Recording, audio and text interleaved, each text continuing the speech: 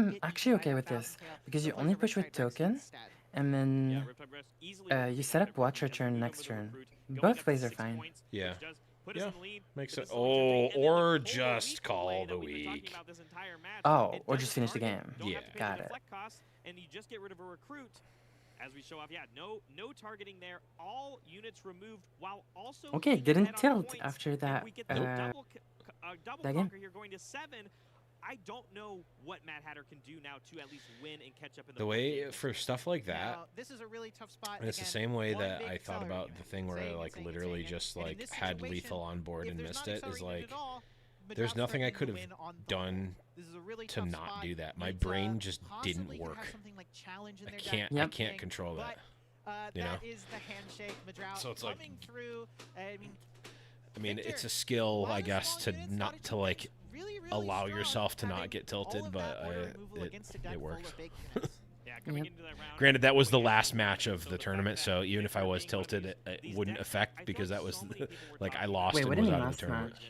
For my match, I mean. At least you know, this one for the first time this weekend have this good success, and so many more players not playing the legend anymore. Good to still see have a good showing here. Riptide Rex. I think they should put lore Riptide Rex into Riftbound. And now maybe not so much. Like just roll a bunch of dice or flip a bunch of coins.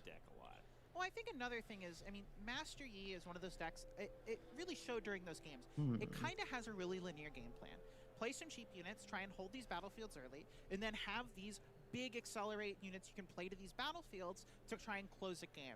But if people are playing decks that are prepared for that, like this Victor deck seems like it clearly was with all of this removal and ways to answer big guys, you don't have a ton of recourse. You can just kind of get bullied around the whole game, and we saw that again and again during those games. Yeah, absolutely. And the same idea. Madras, Yeah, let's look at player the that I know, distribution. Ryan Levine is actually a very prolific Yu-Gi-Oh player, taking that information and content creator for not just that, but Universus as well. Now here, full force. So for this is the Riftbound. We see so many distribution of players coming from the so many different legends. games this weekend. Kaisa And is speaking of other players from those 33% games, of the meta. as we watched Jim Davis play in that match earlier, as Yi I alluded is to, I did have a 15%. chance to talk with Jim Davis earlier Annie is today, 11. and I would love for you guys Timo to is see 6. the wisdom in the words that he said. Ari is 6. MF and Stat are 5. Victor is 4. And the rest is just random 3, 2, 2, 2, 2, 2, 2, Can you tell us a little bit about yourself? Yeah, I've been playing Pro Magic for a really long time. Been doing content full-time for 10 years. Got into Riftbound. The game's awesome. Started a new channel called Arcane Academy for it. Super Wait. hyped to be playing 2 awesome. Oh, this is the Jinx player. Yeah, this is Jim. Awesome. Yeah, I can definitely say you're one of my favorite players to watch for Magic, at least in content-wise. So I'm excited to even watch your Riftbound content. And my question to you is, obviously, we're here in the thick of it in the regional qualifier. You're participating, competing. What did you pick to try and take down this whole tournament? So I'm not trying to win the tournament. All right. So I'm playing Jinx, and I'm trying to go for the medal, the best of prize, which I think is one of the coolest prize structures I've ever seen for any TCG ever in the history of TCGs. It's awesome. So cool. Like, I don't think like if you're playing Jinx, that's the only prize you the should be side, the fact that there's actually 16 side tournaments inside of the tournament is like the coolest thing ever. Awesome, like really desired. And then Yeah, hopefully that's true. Where it's like I don't need to win the whole event. I need to be the best of the 23 other Jinx players. Best Riftbound players in the world. Like any final thoughts on insane. tips and tricks, things you've learned from playing competitive card games across multiple years that you What happened to the best Riftbound player in the world? I think someone they talked about me. for just surviving a tournament? What did they say? They said that in order to be the best Riftbound player in the world, you have to own Riftbound cards, so you were disqualified. You know, like a lot of players Oh. are going, I'm 3-0, I'm 4-0, I'm R.I.P. doing so good. Oh man, I thought they started talking about me. Your goal in a tournament is just to play.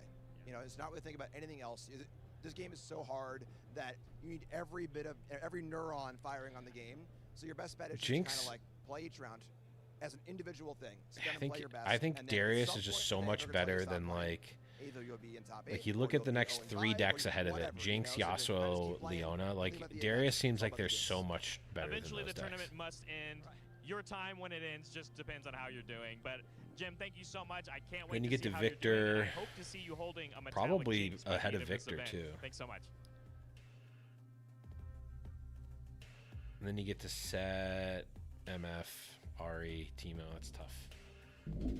Okay, the venue is clear now. This is too many people. I would get so much anxiety, but you know.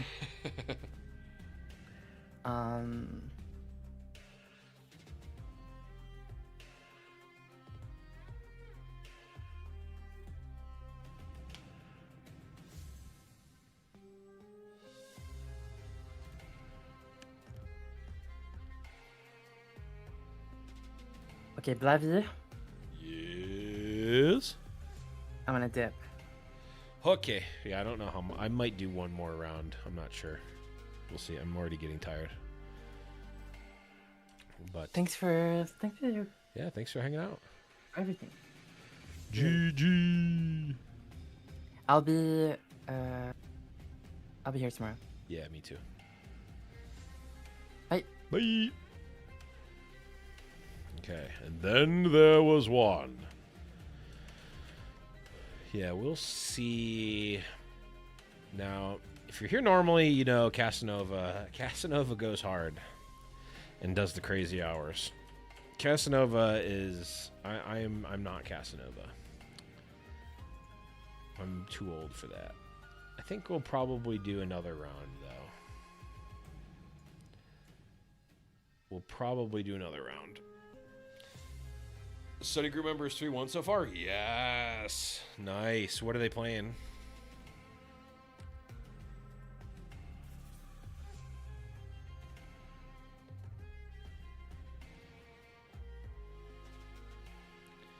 Holy crap, we've already been streaming for 6.5 hours. What? Kaisa, nice.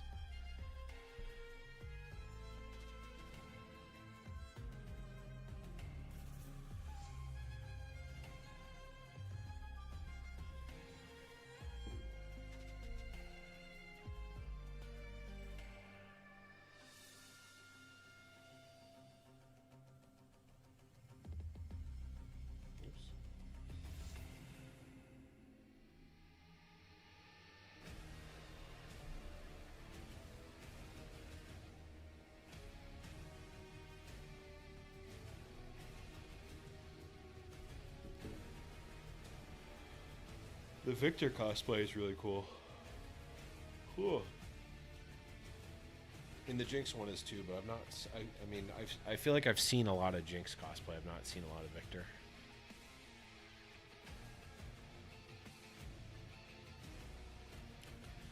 We did a lot of tech for the Kaisa deck. Nice.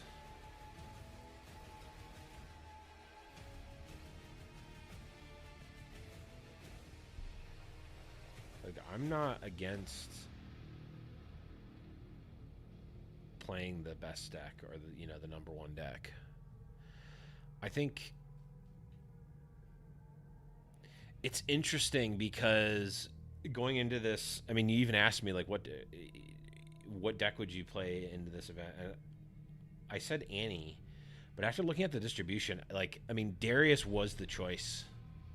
I wouldn't have played him for this deck because I have not played it enough. But I think it's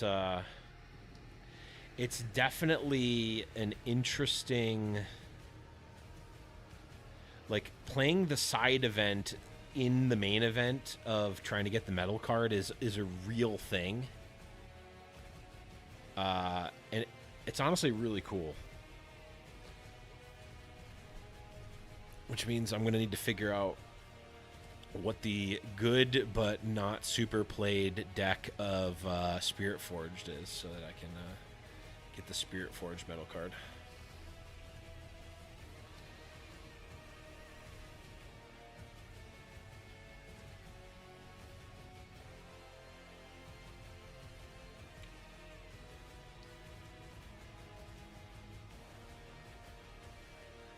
It's going to be Hook Renata. You know what? You're just right.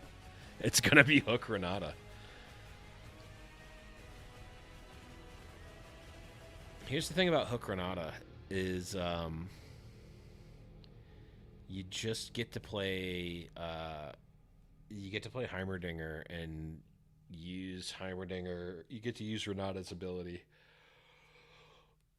without needing to be in a battlefield. Something about that. Something about the ability to just buy a point.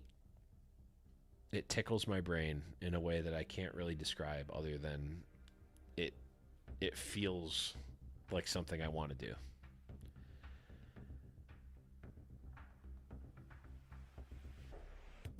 In that case, I'm playing Karthus, right?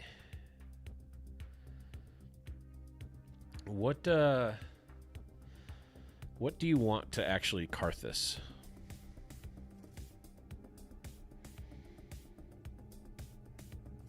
I don't know the answer.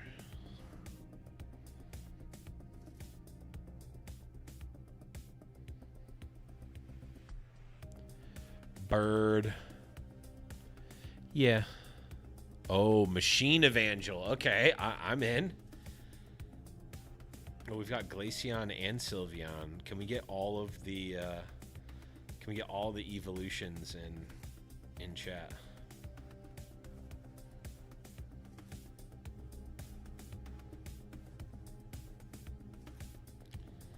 Six tokens in stratagem. I mean, when you're right, you're right. The biggest inherent issue with the token strat, you don't want the Vaporeon guy. the inherent issue with token decks in Riftbound versus the token decks in like Magic is that there's not a way to OTK like there is in Magic. Like if you have 50 tokens and you make them all 50/50s, you just win the game. Whereas if you have 50 tokens and you make them all 50/50s in Riftbound, you can get 2 points. And like it's diminishing returns after a certain point, you know? Which is kind of cool in a way, but also it is limiting in another way where it's like you don't actually, it doesn't make sense to spend a bunch of resources to make a lot of tokens. So building base is so important. Yeah, for sure. And why Kathian Raid is so bad for Victor? True. There's really not anything in blue or yellow that stops a Kathian Raid, right? No. There's not really.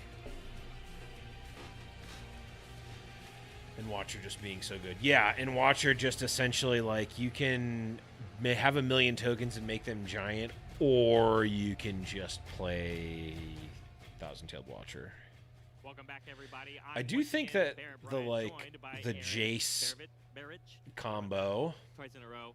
But we have round 5 that we have to dig into. We are officially at to get the to our regional qualifier here in Houston, and we've to seen get so much the different that gear that makes a bunch of tokens into play. Like that is good because like yeah, having a million tokens and having them be really giant in one turn is not necessarily like game winning, but getting a bunch of tokens and a consistent number of tokens out early can definitely win the game over time. Legends now we can think about and thinking like the metallic versions of those. Is there a world where like this becomes one of the most sought after prizes for this game? Yeah, I mean, people love their champions. It's part of what makes League of Legends awesome. It's part of what makes Riftbound awesome. And yeah, we want to give people ways to feel like they can play their character and win with their character and get something awesome. I have gotten so much awesome resounding feedback about these, and it seems like so many people in the room came to play just to win their one, and that's super awesome. So no, I don't see these going away anytime soon, and I imagine the metal, the metal, absolutely, and I think in general, Legends is like whoever came, like we came up, whoever came up with that, like that's just to be here and share their experiences with each other. That was brilliant. From other areas of the world of wherever they come from League of Legends, TFT, other card games. Can play Riftbound, all right. Came second today with Teemo, but lost due to committing the sin of having a bad Kaisa matchup, right? For this game as well. The fact that I've seen so many people playing in 2v2 all weekend, the game completely shifts on its head when you incorporate two more players at the table. 2v2 right, is insane. I mean, Riftbound is designed from the ground up and to be insanely fun. really multiplayer focused, but also, you know, it is an incredible 1v1 game, and I'm glad we have the opportunity for people to engage with it in so many ways. Teemo is a bad matchup. It feels real bad, right? Like. Yeah, we saw that. This weekend is we saw that. We want it to be for everyone. That's what Riftbound's about.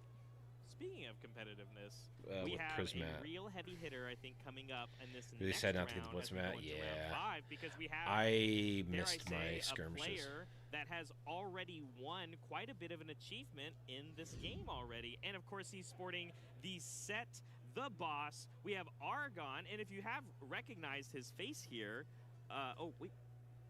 Argon here sporting Set, who we had saw success not only the past 2 weeks for these 10Ks and such like that in Atlanta and Vegas and such as that, versus Quint here sporting another Master Yi.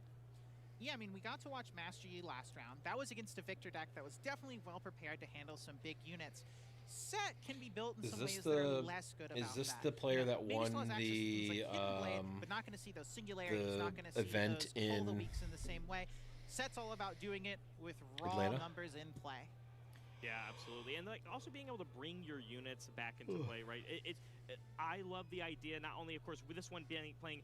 Oh, I think it might be because they are using. Colin talked about extensively after the event, but leading the game. They're off using with the Cytherea boss as leads their that chosen champ, and I know that was a big thing generation for that sort of version mechanic. of the deck. Being able to have access to these buffs that we can spend for alternate abilities is something I really love about this deck. This is the we have interesting beauty setup of battlefields here with the this Dreaming Tree version of the coming deck. in from Argon for Set in a matchup where Because you've always got on turn 2, you've always got access to the boss if you want hit their units at these battlefields.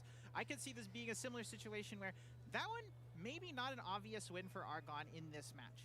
Yeah, absolutely. As we move up for the Conqueror, as we pass back for Argon, we're going to go ahead and Conquer. Take that 1 point on to the Dreaming Tree, which, tells me that maybe we have one of our tricks of our own that can target. But one of the key points of playing the Kingpin version is that when you go first, or no, not the boss, Kingpin. The boss is the champion unit that we can immediately put onto a the battlefield. boss is with the Cytherea legend. receiving a buff, Kingpin gets even stronger when they're at the same spot. Okay, thankfully they don't put the buffs inside the card sleeve like Tog did. I can't stand it. You could play a couple pump spells, a Discipline and an that, Unguard, that but ain't still it. only offering a trade, and that's not getting rid of that Cytherea.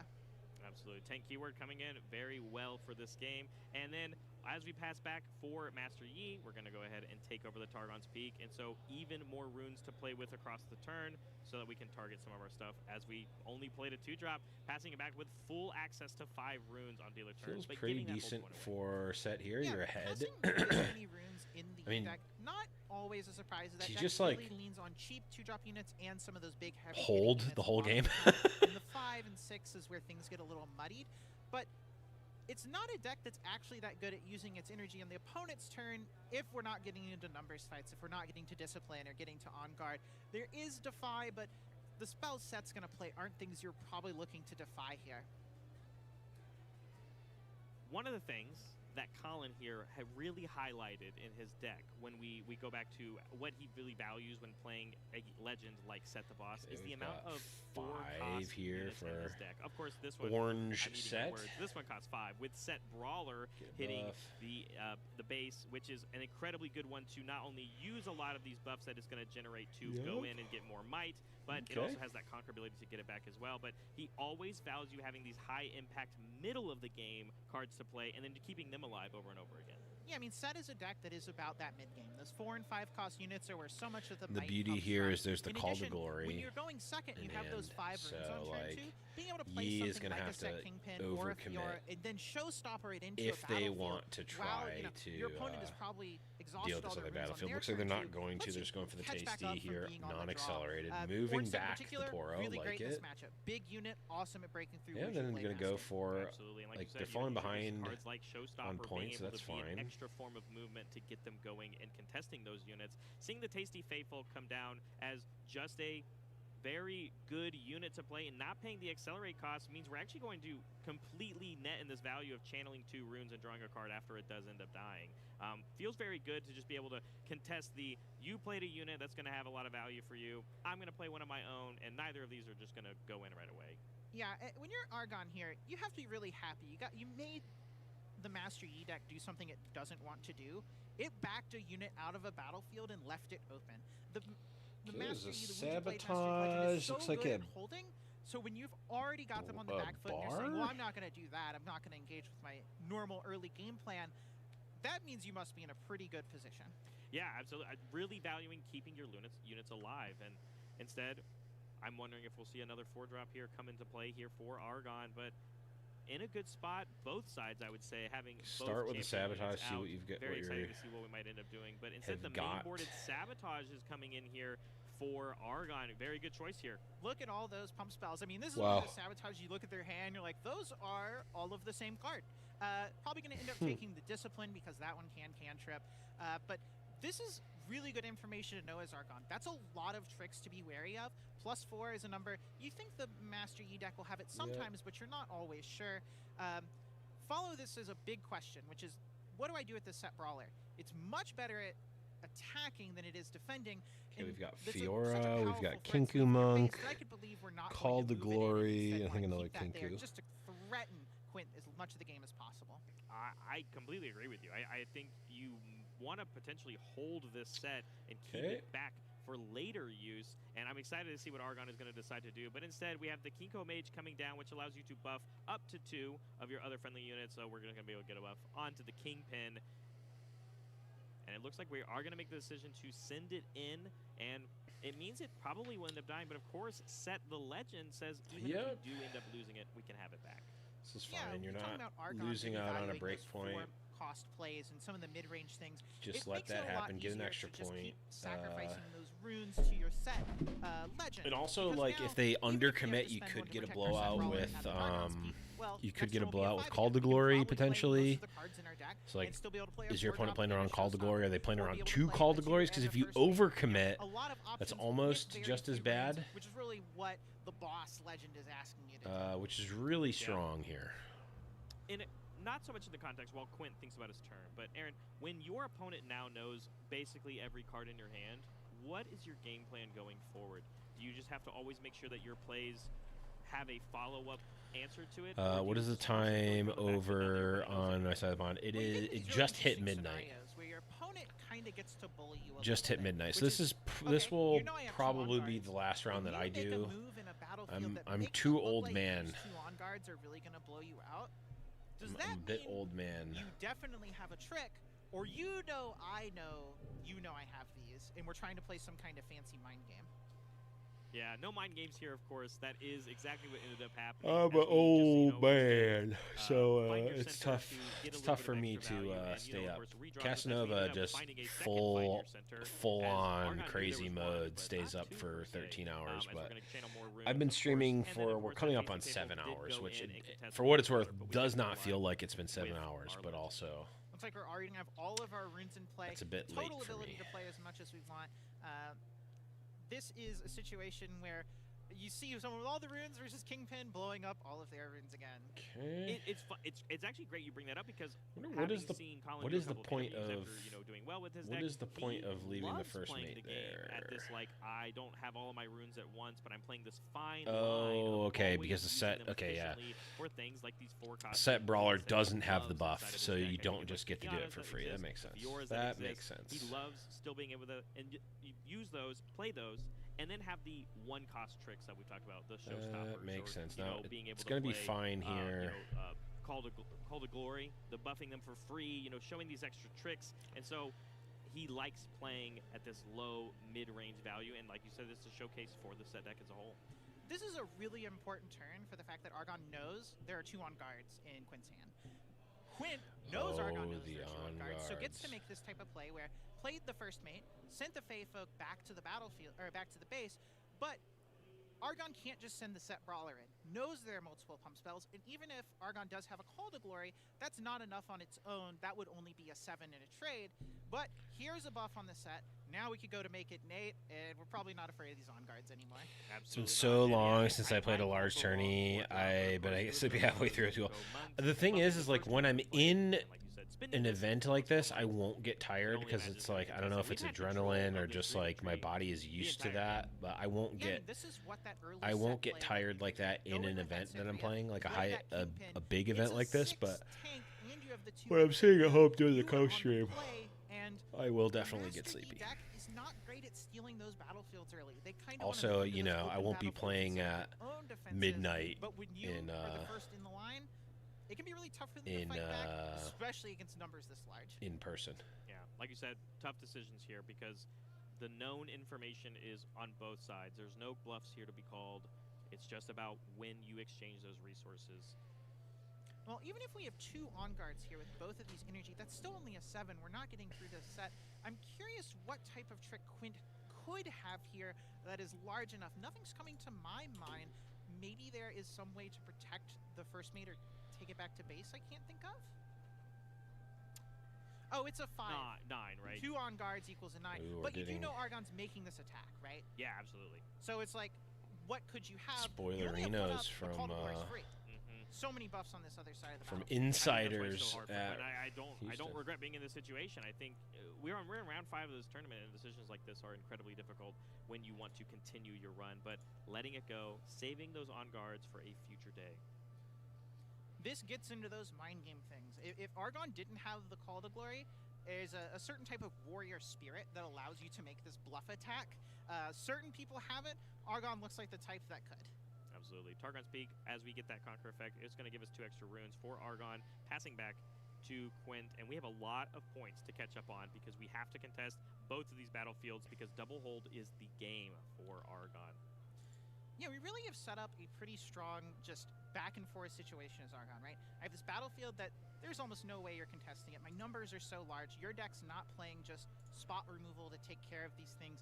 And my other battlefield is this set brawler that, okay, you conquer it and you send my set back to my base, but if I have a way to buff it, we're going to be able to brawl again, get in with another 8 or 9 or 10, and, you know, if you have these Call to Glories and all these tricks, it puts a really tight this feels on your opponent on really very much quite good for set here. To contest against this set. What are you doing? How is just gonna let it go? We see the same play once again. Getting through this other battlefield with the legend ability, recycling a rune, keeping it right back, but giving that point away.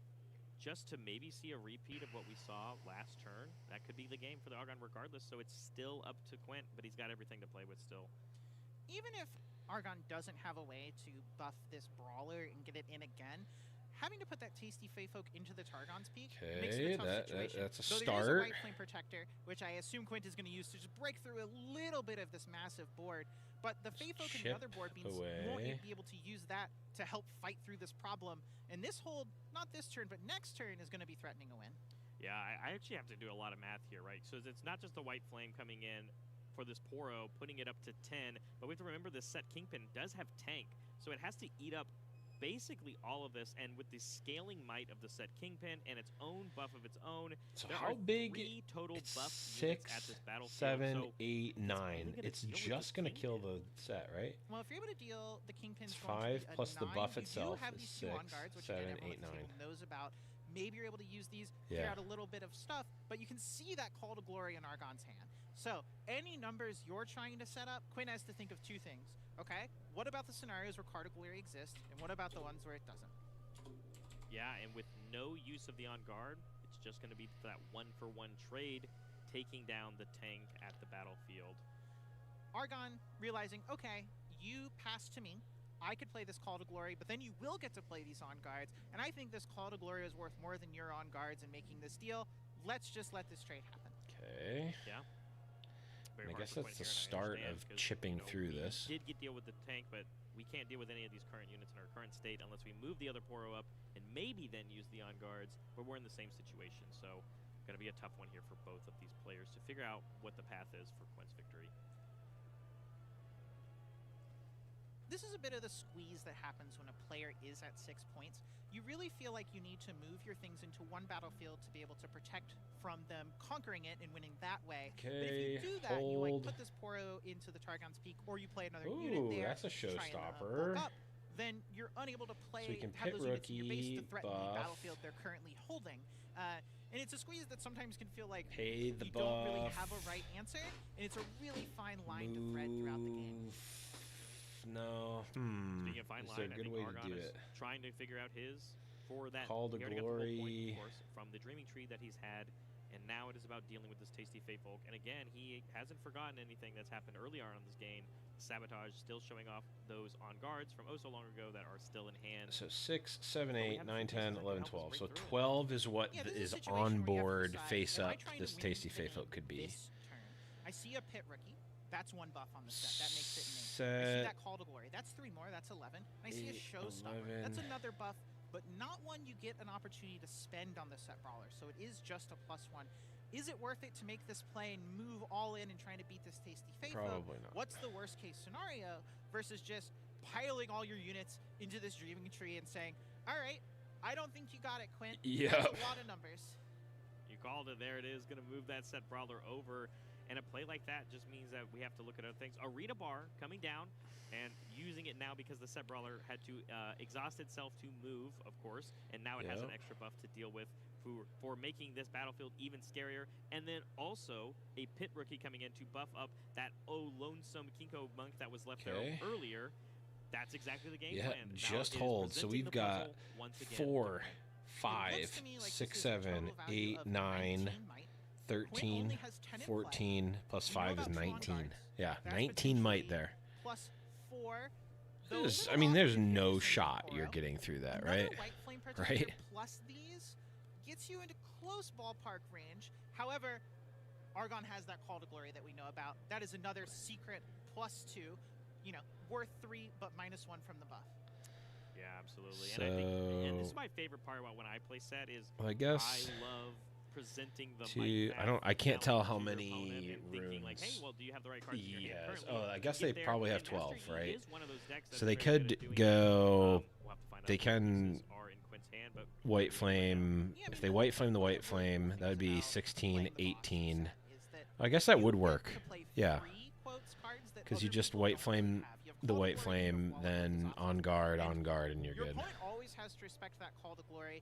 Here is moving in that protector, doing these on guards, sending in that 1 unit at a time to avoid that problem of making these on guards not as good. I've already forgotten about the bonus draw from picking our white flame on the Dreaming Tree battlefield because, again, hasn't been contesting this battlefield all game. So finally seeing that go through here. Okay. Just cleaning up some stuff, trying to make the board a little bit smaller. You got to think, what can I get each time? I don't need to make big attacks all at once and get blown out if you have something. We can do this piecemeal. The numbers work out where we can just take little trades. Yeah, and like even this Loporo here is enough to trade with the pit rookie that doesn't have a buff onto it. So again, at least the Poro still amounts to getting rid of 1 more unit. The Call of Glory, you're going to spend the buff on the Cythria. I feel like... And give plus 3 might to the set. And of course, the targeting occurs for the Dreaming Tree draw here on Argon. Okay, we draw an extra card. And now this is the world where you can choose to distribute your might somewhere else. That's an interesting choice to Call to Glory there. It really wants to spend the buff off the Cythria. If Argonite just passed priority back, then the Stalwart Poro would have traded with the Cythria, and Argon would have been down that buff. Here's the Dead Bloom Predator. Okay. Which, with that on guard, that looks like 9 might. Wow. Only to 10 from the Predator. That is enough to take this battlefield That back. is crazy. Wow. The puzzle did get there, presenting a situation Good for on the Argon Yi to player. still be in this game here, because now the hold point is much harder for Argon to pull off. Yeah. This is like wow, it looks like it's going through everything. almost nightmare scenario, but you do have. Quint taking the point. Oh, no, this go to 6. Oh, that's bad because now you don't have the extra turn. That was a battle, right? That was an absolute battle. You really have to respect the type of calm Quint had to hold these on guards, and both players that in was this whole game and really got that was maximum great. value. Use the first one to be able to trade in 10 for 10. Use the second to be able to protect the biggest unit that he had and take the battlefield all at once. If at any other point those were used differently, I don't see this playing out No, nearly it the same. looks like you've got 2 useless challenges. So hard because I don't know. A card that I the only can't question tell, I and have then to a ask you, Aaron, is, showstopper, like, which is all not of a good. sudden, I now feel like I'm in a situation where I ask, Wow. what does Argon do? Right, the whole game's been the other way. What can Quint do to break this hold? Finally broke the hold. Argon has this set brawler. We know there's a showstopper in hand. That's one of the cards that can do something, but it's only a 5. What is that other card? I can't tell. And it's looking like, to me, there's some more challenges there, but these units are just way too large. Yeah, set brawler without a buff versus having one, very different story. Having the buff would be insane because you could challenge the Fey Folk. And I play a challenge and I draw a card. Maybe I can hit a Call to Glory, but what does that look like? Oh, not even gonna play and it just out. like Interesting. That, the game completely took Wow. a 180, and game 1's gonna go to Quint after that incredible puzzle he had. That's to solve to break through. crazy. That is one of those games where you're Archon, and you're gonna look back at it and be like, where did I go wrong? I had everything. That's under control the whole time. I was bullying you crazy. in one battlefield. I had the other one held the whole time. I was at 7 points and you had to take both, and I knew your hand most of the game. I feel like I could have done something differently, and sometimes you can't. But those are the types of things you're going to think about going into these next games. Speaking of those next games, Argon went first that game. Right, that was the game with the turn 1 Cythria set in the Dreaming Tree. Did not get taken for like 4 turns, got 4 hold points. But sometimes, even with that, the Master Yi deck, talked about, they do one thing, but they do it really, really well. Lots of big units, lots of tricks, and the boss wasn't able to keep up. No, he wasn't. I wish he was, but that's what games 2 and hopefully That's games 3 are for. that is Man, like a demonstration of like point there. I genuinely think just playing power that level turn, diff. taking Like over and whittling it seemed around all of like those units, getting them out well, one by one, maybe not starting power with the level, pin, but like taking out the small set units just does little by not little line up for with the what perfect Master play. Yi is I doing. genuinely don't think I It could lines have up pulled that really off poorly myself, with at it, least in that specific which mindset. explains Remember that this entire why time, your opponent knew the 2 of the prevalence of cards you Master played as you Yi got to that journey. in China really makes set less appealing. Cool as a cucumber, but I know internally if that was me, I'd be like, whoo, I can't believe I did that. How did that happen for me? But you're just so relieved you're able to pull it out. I'm really excited to see the next 2 games if we get that level of back and forth some more. If you're Argon, like you said, that felt like almost Well played for me. the Yeah, I mean, near perfect they mentioned on the execution broadcast, but it getting was just to like where we got to this really point until it all of a sudden what do we change? disciplined You play know, one of the things to that I did say hold going into this, the compared to last match we saw where we had Master Yi to versus hold Victor, the Victor had hidden blades, Victor had removal, on and that guards, was a game right? where Set Like did so, like its even one though thing. opponent was knows just the on guard is there, it's like didn't have yeah, the it doesn't blade. matter. It's the It threat of potentially has activation. access Like to that stuff you know it's post-war, there, which gets means to you bring in can't some of do that anything order about it, removal, and that'll be a big help in dealing or with like these you giant have to monsters play like around it. Yeah, I 100% agree. That's one of the perks of the order. And then just, system, like, or the order, doing the math, that's domain crazy. In general, so we got a game 2. It's and I don't know about you, crazy. I can't wait to see what the results are going to be. I'm still rooting for my man, the boss, Set himself. Game 2 coming in. I'm excited to see these battlefields as well. Grove of the God Willow coming in for Argon, and Obelisk of Power. Extra runes for all of us on Master Yi's side. Okay, keeping Cythria and Showstopper. I would love to talk about the intricacy. I think on how this is a such an demonstration of important like decision it is just in Showstopper this really game, but needs card games in to general. be And this one is so used unique, I feel like. aggressively, probably. Like decision making that it got to half of your hand, and they go to the bottom. Okay, they you might never remembered see the them. obelisk Right, trigger. we're playing a game where there isn't really shuffling. Recycling your cards pretty much means they go away. So when you see one of those important cards, is, you know, just as an example, Quint in this game, you see something like a Deadbloom Predator. It's one of your best cards. You can't play it for a while. If you hold it in your hand, it might Turn get stuck there. It's one, the incentive to put it on the bottom really Kiana. high, but you may not see another one. That's a pretty good card. Absolutely. Obelisk of Power are going to be very powerful here for Master Yi because we are able to play a turn 1 Kiana, recycling the only body rune we had at the time, of course, and only the Cythria coming in for Argon, but that is what you want to see because of what we might end up saying. Here comes the Kingpin. Yeah, it's wild. I know, right? One rune to play with and giving a buff to Cythria because we played a unit. I wonder if time. Last game we were really aggressive. Moved the Cythria like in, played the set to protect. because you but see now the Kiana battlefields maybe before you causing choose to go certain first or things, or we second. just have a showstopper I wonder to if you're set just in for supposed to like when you see that it's obelisk, like if you're the set player, if you're just supposed to choose to go second on that. Hopefully come full circle. But Because because then you this get, is the same I guess, play that we turn kind of saw in the one first game, aside from maybe keeping the Cythria. set. we're gonna I don't know, go ahead and maybe support it. not. I don't There's know. a world where this I battlefield definitely can don't know tell the almost matchup entire game enough, like we but saw it seems like that's Yeah, this pretty time, strong. though, But I guess with Grove the of God Willow, much better battlefield to hold. with the Argon wasn't able to Showstopper, capitalize the Dreaming Tree in that game, and Grove of the God Willow, though, you don't have to do Makes a ton of sense. work to capitalize know. once you're in there. And I brought up game 1 how good these 4 drops are because when you're on going second, you get that extra rune. You can play a 4 and you can Showstopper. It's the same thing when you're on the play, but it's an Obelisk of Power game. We get to see that right here, really doing this powerful thing, and we have a set with 8 might already on turn 2. Absolutely. Forcing this Kiana to go to the other battlefield, wanting to take advantage of this on conquer ability. Quint will decide if he wants to draw one or channel an extra rune. And it looks like here Gonna comes choose the that channel. channel. That's honestly Interesting. the decision I've seen a lot of players making today, and it makes a lot of sense when it just comes to paying these power costs Okay. later on in the game, but sooner rather than So we're gonna be 2, 4, 6, 7. We're gonna be up to 9 next turn, which means we'll be Dead Bloom plus On Guard potentially. You play a Kiana when you're at 4, it puts you to 3. You go up to 5. Conquer puts you back up to 6. You're ready to play one of those big cards. And even if you don't have them, opponent Argon has to respect. You can get Oh no, there I put the buff in the sleeve player. so much, sometimes more than a card. Back to Argon. Thanks, I hate it. With his turn, but does get that hold for the Grove.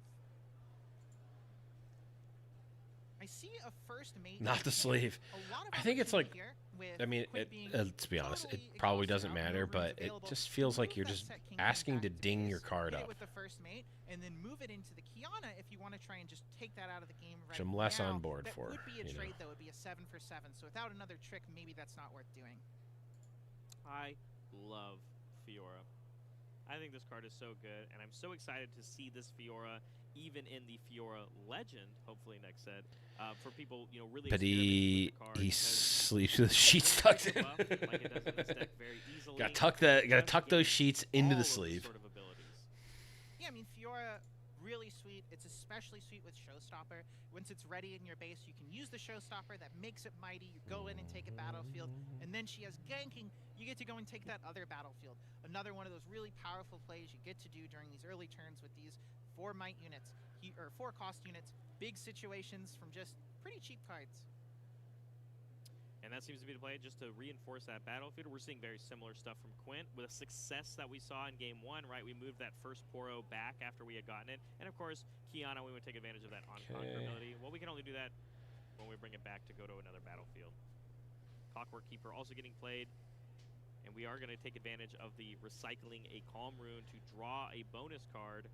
I'm wondering if it's just I'm going to not mess around this time. I'm just going to put as much might onto this battlefield as possible. Argon took this battlefield early, played a set Kingpin, is trying to do some big holding, and Quint, you know, is just fighting for the other one. We're going to let you keep this one for a while, and I know my bigger cards in the end will maybe give me that advantage. I'm curious to see if Argon does have a tool like those Hidden Blades or something to really break that serve that wasn't able to do last time, that let the Deadbloom Predator crush the battlefield and win the game. And if there's any tool that's going to help us find those cards, it is holding on to this Grove of the God Willow constantly over and over and over again, and basically the only accumulation of points that we've got in this game at all. Yeah, one of the things about the set deck is the cards in the deck themselves aren't very good at drawing cards, but Set has access to multiple battlefields that are great at it. You have Grove of the Godwill and Monastery of Piranha. Poro just reinforce. Yeah, this is just the I'm just playing as much might here as I can. Itself really gets to capitalize in the deck building portion with these battlefields. Fiora finally getting that buff from the monk that was played after this Poro. So the Poro is also going to receive a buff of its own. So Set is 5, 6, 7, 8, 9, 10, hidden card to top and the Hidden Blade hidden. I can only imagine it's things like that Hidden Blade you've already talked about. Yeah, so there is a little bit of a mind game here. It could be Hidden Blade, or it could be Paka Cup. Pretty common card for these decks to play, but Quint has to respect that it's Hidden Blade. Look at what he has set in motion. Nice. I like it. I like it. Have access to something like a Defy in hand. It's a way easier game He's the boss. He's the boss. One rune up for Argon. Not a lot of one-cost tricks, though. I can only think of things like Unyielding Spirit, but doesn't do a whole lot in this matchup particularly, so I don't think we're going to see those. But Kiana going to go in for the Conquer effect once again. The benefit on pulling it back the turn prior means that we're going to get some extra value here. And now it's time to draw some cards because we've got a lot of runes to play with already. Yeah. Quint knows that this battlefield is a problem. We are tied on points, which means Argon is going to win the race if nothing happens. So you really got to build up that big suite of pump spells and tricks on your side to fight the big suite of pump spells and tricks on Argon's side. This game's going to boil down to one big showdown fight again.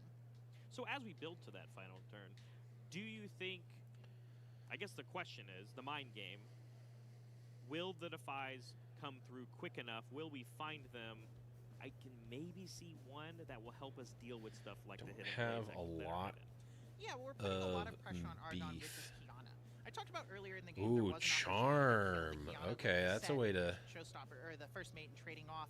Decided not to. Oh, okay. Here, it looks like we were forcing that type of trade. Set. Deciding a lot worse. Looks like Quint might be trying to make a move on this battlefield sooner than I expected. Potentially has a really strong set of pump spells and tricks in his hand right now, and Argon's pretty low on resources to fight back with the current Kiana is going to be 5, 6, 7. The set so much might because it is no longer is at the 5, same place as 6, other buff units. 7. Dropped dramatically, and on top of that, if we want to use cards like Call to Glory, which are basically one of the only ones we can afford, we'd have to spend more of our buffs. So this is a perfect card for Quint to play here that gets so much off of Argon's board. It does, but it also doesn't, unless they're. I guess if they're making the attack now, you can start to chip. Spent on set.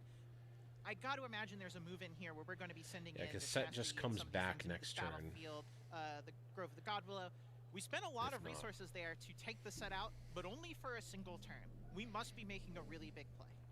Yeah, I think that was my main question to ask was like, we're setting up the Zonias even so that if we swing in with these units that we have, we get to basically pick and choose which of our units we're also going to buy back from the Zonia's Hourglass, going to get rid of itself and put our Yi back into our base, recall it specifically, and that's what set does. We're doing our own little set impression. Kill. You know, these decks are pretty similar. They're both decks about numbers and I guess. your things with tricks. Master Yi could, comes in ready, I guess, technically have killed Poro plus Cithria, but I don't know if that's better. On the really base level. Yeah, and also holding onto this hidden card for quite a bit, because if there was any opportunity, maybe you do it there. If that's what this card is, Okay, again, chipped away. It could just end up being a Paka Cub, which doesn't necessarily shift what's going on in this exact moment of attacking with one unit at a time on the side of Quint. If it's Paka Cub, what do you do? Yeah, I mean, as Argon here, if it is a hidden blade, I think you're in the mindset of there's got to be something better than this Master Yi. This is just a 6-mite unit. You have Dead Bloom Predators, those are 8s. You have White Flame Protectors, those are 8s. And you're not even kicking me out of this grove. I'm still holding. I'm still getting cards. I can keep playing this bluffing game one way or another.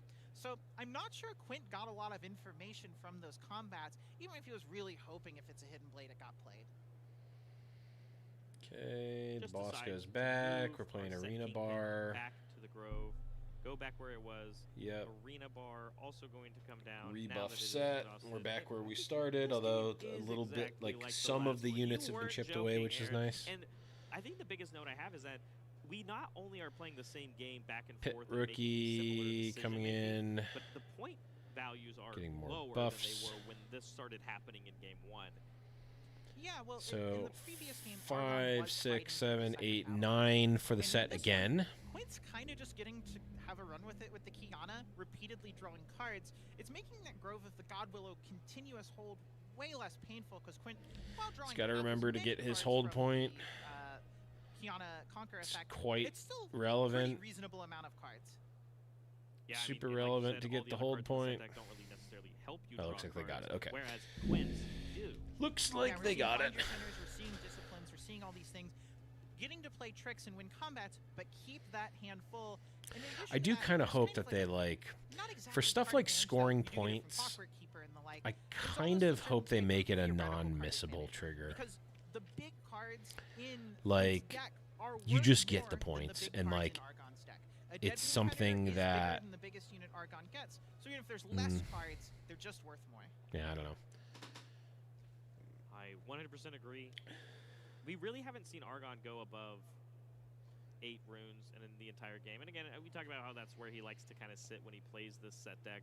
But I feel like at some point, maybe there's a decision where we have to make of like, well, what happens if we just got to a bunch of runes, took a couple of turns of not recycling them, and did a big explosive turn of our own to combat what Quint did to us in game 1? Yeah, I mean, there is a situation in this game where Quint... There's a White Flame. So we had what? 6, 7, 8, 9 for set. 11 plus 5 is 16. Plus 3 is 19. But we didn't take it. And now all the stuff It's 19. This is threatening to trade with the set here. Previously, but we're gonna buff up this pit rookie, really valuing keeping our Yi alive because we really are just trying to get this Kingpin off of the board, at least momentarily, as we are going to get it back by using our set ability. Almost would like the Hidden Blade there. This is a situation where if it's a Hidden Blade, you're maybe tempted. Currently, this Master Yi is going to get to take out both the Daring Poro and the Pit Rookie. But there is the White Flame Protector just in play, so you know if it's Hidden Blade, I can definitely get this 8. Quint, though, is holding up that one rune, really posturing that Defy at the very least, maybe an Interesting. Absolutely. And once again, bringing our Kiana back. I think that was an excellent turn here from Quint, still maintaining a great board state for a future turn and removing so many of those units off of Argon. And just like that, it's looking very similar to Game 1 and getting to that end result. Yeah, but you know, despite all of that effort, Argon still has this Grove of the God Willow. Yep. We've got Sabotage. That is getting here comes the Defy defied. right now, and saying, no, you did this to me Game 1, and we're going to change the story ever so differently by just completely nullifying it. Defy saying, you know, I will pick for you. This is what you're taking. You don't get to know about all my tricks this time.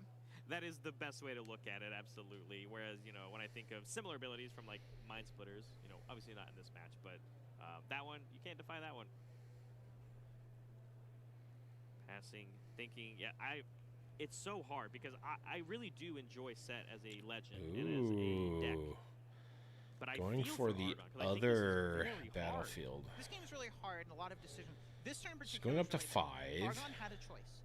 Do I go back to fighting for the same battlefield and hold it, or do I move my set over and score the extra point? Has the first mate to ready it out. Oh, okay, and we're showstopping.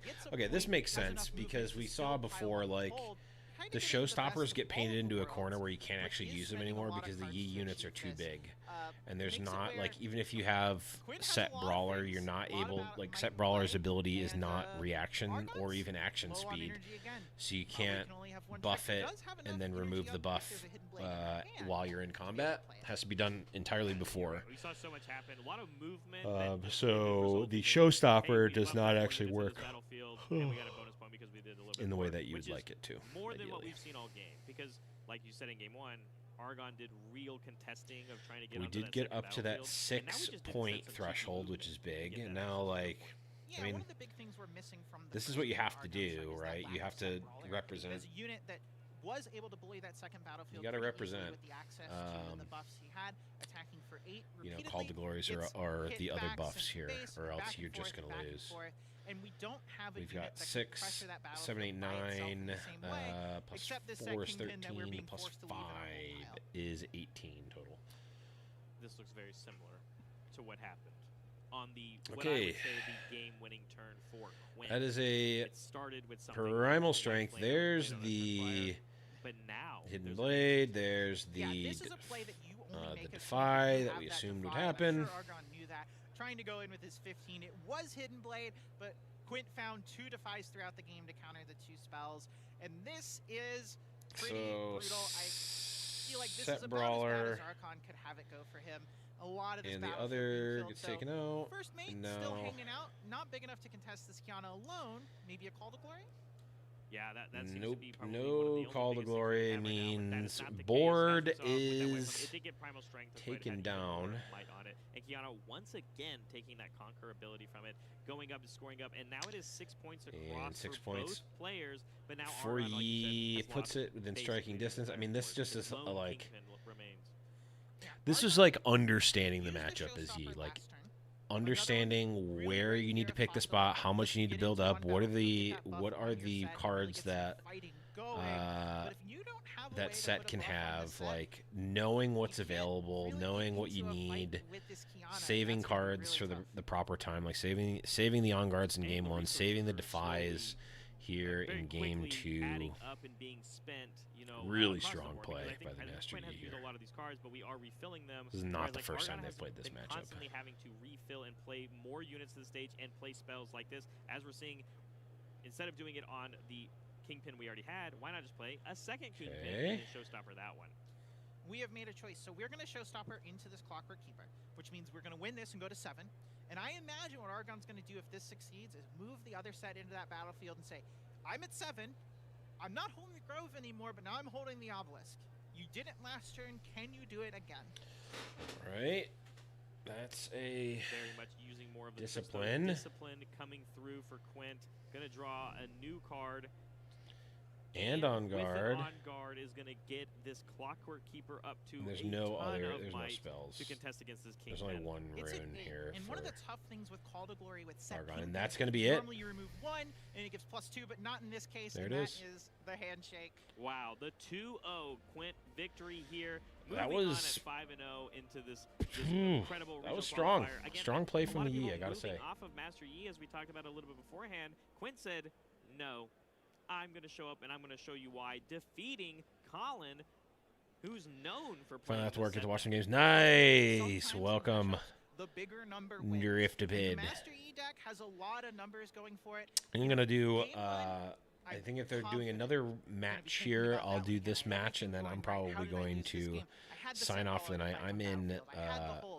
I'm in Scotland, so it is 12:30 for me right now, and I'm old. I'm doing stuff during the day, and then we'll be back for day 2 tomorrow. I'll probably stay up for all of day 2, but I think that was masterfully played by Quint. we'll be very much showed that I think he sending had y'all to experience the on, main hey, broadcast my deck can do your thing, in a but bit. better, even with your In ability a to little bit, bring but and we'll do one recall more your here if they've back. got another I'll match. just keep fighting through If they've them. got I'll another keep on match drawing here, cards while I do it, and we'll that's watch why it. we saw the success. And Master Yi is very How's the much E a, Riftbound like, a market legend look? to look out for, and I think everybody knew that. And When you say the market, people what do you that mean? piloted and Like make those the good card decisions, like Quint prices, did, or just the like meta, or what? Definitely, people will sometimes say, "Oh, my Master E matchup's really easy. It's a deck that's fairly easy to play. You just play big units. You just do this stuff." But there is a lot of play to how do I use Like in all general, of these there's traits. You have probably Defy, you have On Guard, you well. have Discipline, you have So Hourglass. I'm It's a lot of tools in that the you UK, really need which to is maximize small because your subset opponents are also in doing general, like powerful amount of things, players and such. and that Oh, is gotcha. really what separates a really great Master Hey, E thank you, player Sylveon. from someone who's not Absolutely. doing as well. Absolutely. So But we're only 5 rounds in I mean, still. We have a lot more where Riftbound to I'm be played in. today, so don't go anywhere. We're gonna cut to a break, but we'll be back. Oh, depending on how long this break is, this might be.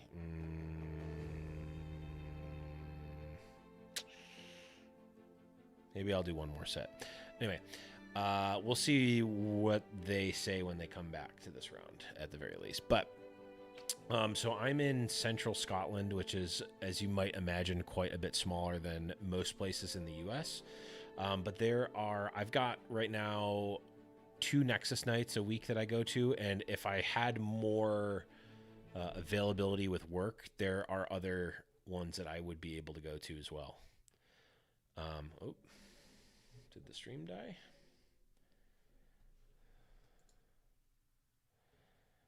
Beep boop, beep boop, beep boop.